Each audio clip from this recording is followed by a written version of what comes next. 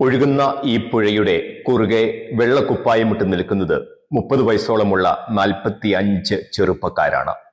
CMI സഭയിൽ നീണ്ട 15 വർഷത്തെ സെമിനാരി പഠനത്തിന് ശേഷം ഈ ദിവസങ്ങളിൽ വൈദിക പട്ടം സ്വീകരിക്കുന്ന ഈ യുവാക്കളെ ചിലർ അനുഗ്രഹീതർ എന്ന് വിളിക്കും, മറ്റു ചിലർ ഭാഗ്യവാന്മാർ എന്ന് വിളിക്കും, വേറെ ചിലർ മണ്ഡന്മാർ എന്ന് വിളിക്കും. എന്തായാലും ഒഴുക്കിനെതിരെ ഉറച്ച കാൽവയ്പുകളുമായി അവർ വൈദിക ജീവിതം ആരംഭിക്കുകയാണ്. പുരോഹിതരുടെ ജീവിതം ആഘോഷിക്കപ്പെടുന്നതിനേക്കാൾ ആക്രമിക്കപ്പെടുന്ന ഈ കാലഘട്ടത്തിൽ നിങ്ങൾ എന്തിന് വൈദിക പട്ടം സ്വീകരിക്കുന്നു എന്ന ചോദ്യത്തിന് ഇവർ നൽകുന്ന ഉത്തരങ്ങളാണ് പോസിറ്റീവ് സ്ട്രോക്കിന്റെ ഈ അധ്യായത്തിൽ. ഒരു ചോദ്യം, 45 ഉത്തരങ്ങൾ. കുറവുകളെ നിറവുകളാക്കുന്ന നല്ല തമ്പുരാന് വേണ്ടി ഈശോയുടെ കൂടെ ആയിരിക്കാനും ഈശോയ്ക്കായി ഐക്യപ്പെടാനും ഈ ജീവിതം ഒരു വലിയ സ്വാതന്ത്ര്യവും അനുഗ്രഹവുമാണ്. ക്രിസ്തുവിന്റെ പ്രതിപുരുഷനായി ജീവിക്കുവാൻ, ദൈവകൃപയുടെ കാര്യസ്ഥനായി ദൈവരാജ്യ ശുശ്രൂഷയ്ക്ക് വേണ്ടി ഞാൻ ഒരു പുരോഹിതനാകാൻ ആഗ്രഹിക്കുന്നതിനേക്കാൾ ക്രിസ്തു എന്നെ അവിടുത്തെ ഒരു പുരോഹിതനാക്കാൻ ആഗ്രഹിക്കുന്നു. ദൈവസ്നേഹത്തിൽ ആഴപ്പെടുവാനും സഹോദരങ്ങളെ സേവിക്കുവാനും ഈശോയിലൂടെ കിട്ടിയ സ്നേഹം മറ്റുള്ളവർക്ക് പകർത്തു നൽകാൻ, ഒന്നിനും തൃപ്തി കണ്ടെത്താത്ത ഈ ലോകത്തിൽ ദൈവസ്നേഹത്തിന്റെ സംതൃപ്തി ആസ്വദിക്കാൻ, അറിവിനെ അതിശയിക്കുന്ന ക്രിസ്തുവിന്റെ സ്നേഹത്തെ ലോകത്തിന് നൽകുവാൻ, ദൈവത്തിന് വേണ്ടി ബലിയാകുവാനും ദൈവജനത്തിന് ബലിയേകുവാനും.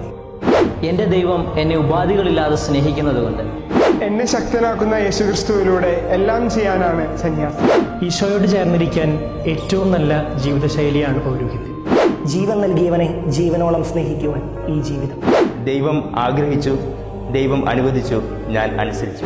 ദൈവകരുണയുടെ മുഖമായി തീരുവാൻ, ക്രിസ്തു സ്നേഹത്തിന് സാക്ഷിയാകുവാൻ, ദൈവത്തെ കൂടുതലായി സ്നേഹിക്കുവാൻ, മനുഷ്യരുടെ പ്രാർത്ഥനയുമായി ദൈവത്തിങ്കിലേക്കും ദൈവത്തിന്റെ അനുഗ്രഹമായി മനുഷ്യരിലേക്കും കടന്നു ചെല്ലുവാൻ, കൂടപ്പിറപ്പുകളിൽ ക്രിസ്തുവിനെ കാണുവാനും അവർക്ക് വേണ്ടി കരവും സ്വരവും ഉയർത്തുവാനും, ദൈവത്തിന്റെ സ്വപ്നം എന്നിലൂടെ നിറവേറ്റുവാൻ, ദൈവജനത്തിന്റെ പാപങ്ങൾക്ക് പരിഹാരം ചെയ്യുവാൻ.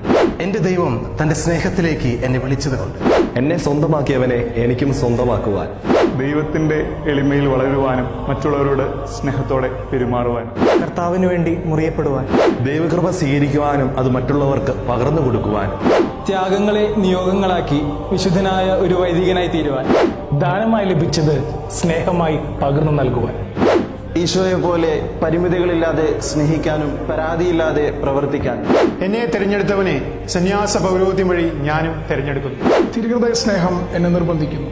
ക്രിസ്തു എന്നെ തിരഞ്ഞെടുത്തതുകൊണ്ട് വെല്ലുവിളികൾ നിറഞ്ഞ ലോകത്തിൽ ക്രിസ്തുവിന്റെ ഒരു നല്ല പടയാളിയായി തീരുവാൻ, ദൈവസ്നേഹത്തിന്റെ ഒരു ചാലകമായി തീരുവാൻ, ക്രിസ്തുവിനോടൊപ്പം ആയിരിക്കുവാനും അവനു വേണ്ടി ഐക്യപ്പെടുവാൻ, ദൈവരാജ്യം മറ്റുള്ളവർക്ക് പകർന്നു കൊടുക്കുവാൻ, വചനത്തിലൂടെ ദൈവസ്വരമായി മാറുവാൻ, മുഴുവനായും ഈശോയ്ക്ക് നൽകാൻ, ഈശോയെ നൽകാൻ, ദൈവത്തിന് സ്വന്തമായി തീരുവാൻ, ലോകമെങ്ങും രക്ഷയുടെ സുവിശേഷം പ്രഘോഷിക്കുവാൻ, മറ്റൊരു ക്രിസ്തുവായി തീരുവാൻ, ദൈവജനത്തെ സ്വർഗരാജ്യത്തിലേക്ക് നയിക്കാൻ.